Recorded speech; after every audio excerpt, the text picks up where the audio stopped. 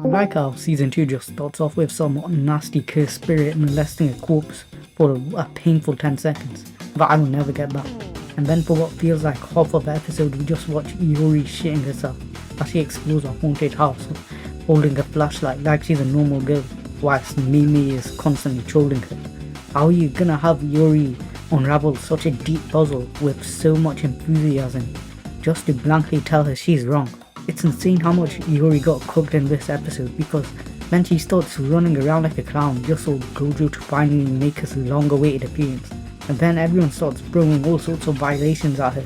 She was getting cooked so much that there was nothing but ashes left of her remains. She's even getting overcharged by Mei for their mission taking 2 days. It was sure nice of Mr. Krabs to give me a job. And at $50 an hour too. When I started working here, I had to pay Mr. Krabs $100 an hour. Hey Squidward! This is some crazy unnecessary slander. Gao and Gojo's dynamic is something else. They start off episode 2 with Gao trolling some goon who was getting his backside blown out by another cursed spirit. I swear we saw this in episode 1 as well. Are we just gonna see this repeat in every single episode? It's getting a bit crazy. And then you just see Gojo trolling and posing on another one of his fallen enemies because he's too overpowered. And then all of a sudden Gojo and Gao start ripping apart Rico like they just met each other. Even in the opening you can just see them riding bicycles together, running around like speds, spreading their autism around the town. We can go further back into episode 1 as well, where Gojo destroys Gao in basketball. These two are just so overpowered, they don't need to take anything seriously. Jujutsukaisen has some crazy power when it comes to anime fans' ability to simp. It's like the fans can sense the cursed energy of the certain characters themselves. The moment Gojo appeared in episode 1, people were riding him like he was a horse. Don't get me wrong, he is a great character, but people were claiming all sorts of stuff, like he could beat Goku. And then Toji came along. This guy has to be one of the smartest and at the same time dumbest anime characters I've seen in a battle shonen. Like, how do you forget you have a son? I bet Toji has at least 50 children scattered around Japan, and he's probably too carefree to even realize because he used all his brain cells to destroy Gojo. Toji is definitely just made the list for top 5 worst anime dads, and that's a really hard thing to do. Anyways, after a whole lot more trolling from Gojo and Gao, some fights start to finally break out where Gao starts brutally beating up this elderly man for way longer than he needed to, causing him to have his life flash before his eyes. Meanwhile, Gojo's grown ass was busy raising up some middle schoolers, so this NPC wearing a paper bag decided to get involved.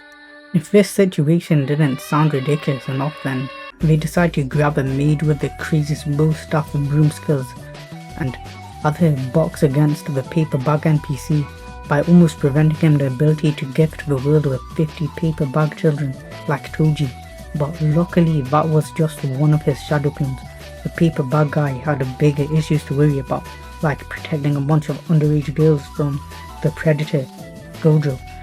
I'm not gonna lie, Paper Bag Man's ability is kind of fire.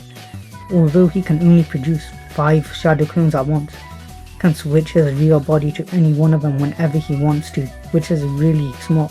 But Gojo is right, having such a good ability like that doesn't mean anything if you're weakling, so naturally the paper bag NPC becomes a victim of Gojo as he tries to master his abilities. So yeah, after episode 2 ended on a crazy cliffhanger where Misato got kidnapped, you would have thought this kidnapping would be an integral part to the arc, but not really. Just minutes later and Gojo and the gang are flying over to Okinawa to save Misato by merely breaking and entering. I'm not sure what the point of that was, but it was funny regardless. I find it crazy how easily the creator of Jujutsu Kaisen can shift the atmosphere of this arc so perfectly. There's literally a dragon level threat looming over Gojo and his friends, and yet they are all ignoring all their responsibilities by having fun on the beach and liking Riko's food. The coolest character in Jujutsu Kaisen, Nanami, also appears, and even though he got told to stay in the airport for an indefinite amount of time, like he's Gojo's girlfriend, all that matters is that he looked cool doing it. Episode 3 was insane. After all of that light-hearted slice of life, I did not expect to see the strongest character in Jujutsu Kaisen get stabbed right through his body. Now, do you remember when I said that Toji was both smart and dumb and then failed to further explain how Toji was smart? because I didn't know how to properly fit that explanation into the script? Yeah, well, this is how. If a living embodiment of prep time existed, then that would be none other than Toji Fushiguro. This man has been plotting Gojo's downfall since he was a little boy, and during the 3 days that had gone by, Toji had been sending the most powerful balloons he could get his hands on, like that paper bag NPC, to Gojo, so that he would have no other choice but to stay on edge and be alert until Rico is eventually safe. This has led to Gojo getting no sleep to the point where even someone as invincible as him is no longer a threat to the Batman of the Jujutsukaisen universe. Toji's plotting doesn't even end there. He set out multiple traps to destroy Gojo. Toji just keeps grabbing more and more surprises from his inventory like he's a Minecraft character, whilst he's fighting some stupidly overpowered guy. And whilst I was watching this insanely fluid animated fight that the locked up prisoners at Mappa cooked up for us, I just kept getting constantly more and more impressed with Toji's performance. Like, where the hell did Toji get all these insects from? His battle IQ is insane, and then the way he just endlessly slashed away at Gojo, man, that was brutal. It makes me think to myself that maybe I'm becoming a Toji simp as well. And then out of nowhere, Toji just grabs his regular ass gun and bops Rico into the afterlife. She had really grown on me, and I thought she was gonna get through this assimilation business. But I forgot. Jujutsu Kaisen isn't your average shonen. This anime doesn't pull its punches and avoid death like the majority of other new gens nowadays. And you know what? After watching a good friend of yours get shot with the Toji Glock special right in front of your eyes, can you really blame Geto for going on a villain arc? He's a really great character and I can't help but sympathize with him. After Toji's mastermind plan was pulled off flawlessly, he instantly began to start cooking Geto. I'm sure we all knew Geto was about to get absolutely obliterated.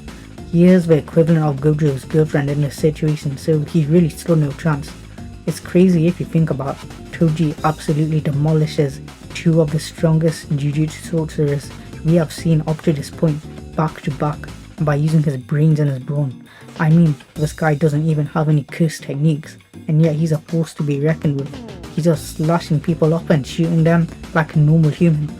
At this point, I wouldn't be surprised if people start saying Toji could be Goku with prep time. I find it crazy that after that insane performance Toji pulled off, he, for no reason, remembers why he has a son. Why now of all times?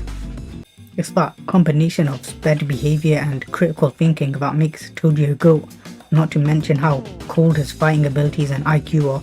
No wonder the crazy cultist guy gave Toji a bonus. He really went above and beyond. And then out of nowhere, Gojo comes back from the depths of hell, looking like some high zombie, and completely catches Toji off guard. I guess me and Toji both forgot that Gojo was simply that guy. And whilst Toji is putting up a good effort, it's all for nothing. Gojo's too busy floating around in the air, ruining some of the coldest moments in the manga, to give a shit about Toji's efforts. Gojo's being so stupidly overpowered that it even triggers a classic 30-second anime backstory for poor Toji, so you all know what happens when something ominous like that starts playing. But you know what? Toji's death was really goated, and he had that whole white-beard type of death going for him, where he just stands there looking like a beast, and it's befitting for someone like him. The main takeaways from episode 5 that you need to know about is that Geto hates monkeys and Nanami got cock-blocked for the past 5 episodes. Also, as we saw, episode 4 portrayed the I am the honored one scenes quite hard, but I think that episode 5 brings it back with the are you the strongest because you're Gojo Satoru discussion. That's a pretty significant scene and it was done very well. The next Jujutsu Kaisen arc is about to blow everything that you've seen up to this point out of the water though, so stay tuned and subscribe to this channel to hear more of my amazing commentary, and I'll see you all in the next video.